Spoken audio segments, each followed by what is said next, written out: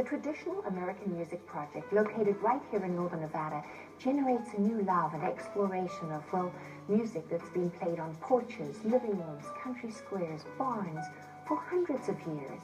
Tramp, as they are called, hosts camps, educates, and shines a light on traditional American music. 1, 2, 3.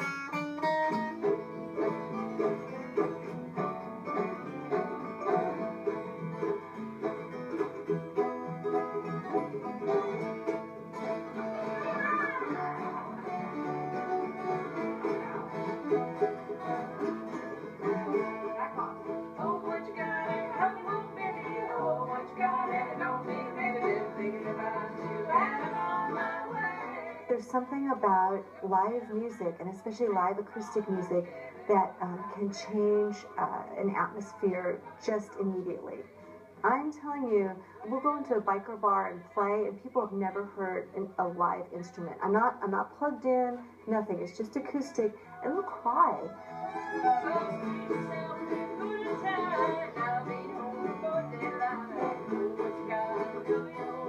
I can go to a jam session or a festival anywhere and play with people I've never met, and we already have a common language. I couldn't tell you the profession or where half the people live I've played with, but we have one thing in common. We have in the common language of music. The Traditional American Music Project, it's just an organization, a nonprofit that's put together to keep alive some of the folk and bluegrass and family music that's been around forever. It's the folk music. It's the music that people play on their porches, in their living rooms, the cow pasture. It's not Carnegie Hall stuff. It's wood and stringed instruments. We represent dobro, and we teach dobro, which is a lap guitar. But all the standards: guitar, banjo, fiddle, mandolin, string bass. Those are the bread and potatoes of bluegrass and folk music.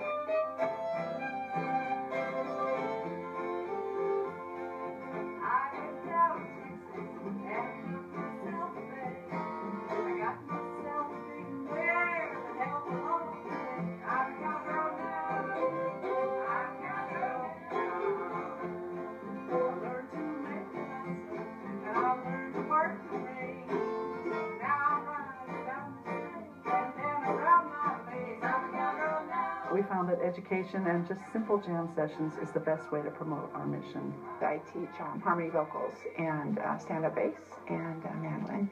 Very little of bluegrass is taught with the traditional treble clef, bass clef piece of music because it is mostly music that wasn't written down first, it was played first. So it has a basic structure, so we know a few chords. And then from then on, it's just a repetition. The songs are highly repetitious. There isn't a whole lot of variation. And then within that form of knowing what chords are going to come next, then you can branch off into the improv part of things. 1, 2, 3.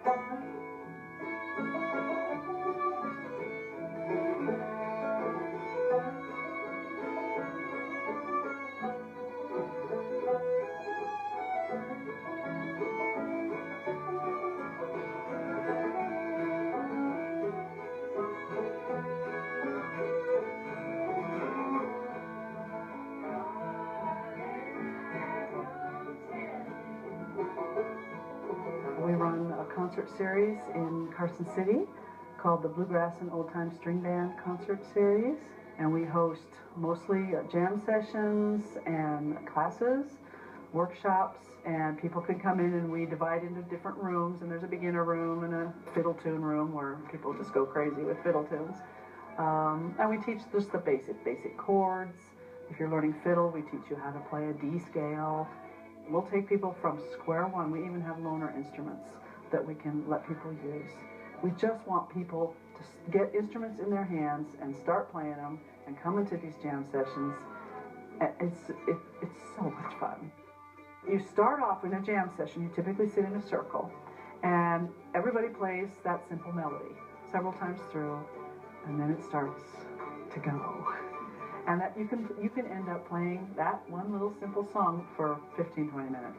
But you play it over and over and over, and then you start taking what we call breaks. Which I always tell people, doesn't mean you get up and go have a cup of coffee. It means you take your solo. then you go around the circle, and then it becomes kind of competitive, but it's friendly competition. You know, everybody gets their break. And I think there's something in the brain that it happens. It's an adrenaline thing, and it's just this wonderful feeling of relief of stress. It's just a joyous feeling, you know. And I've done a lot of classical music in my life, and I can't say that I ever really had that because the pressure was so on, you know, to be perfect. And this music, nobody's ever perfect. I play in a symphony orchestra, and there I try to sound like part of a section. I feel like I have more of a personality when I am playing bluegrass.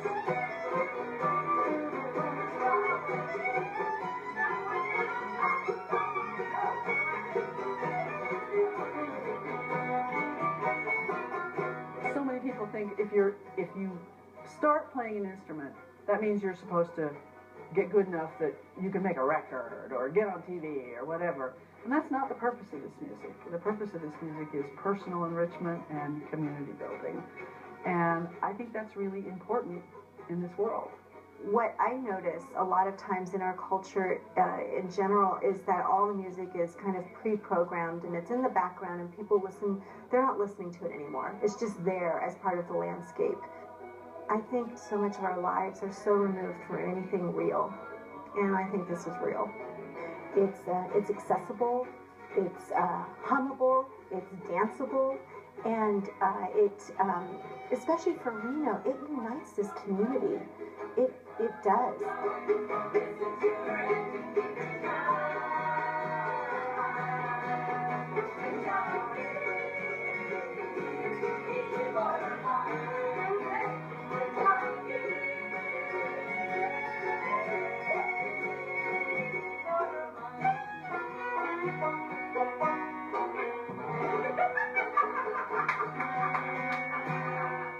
For more information, please visit sierratramp.org.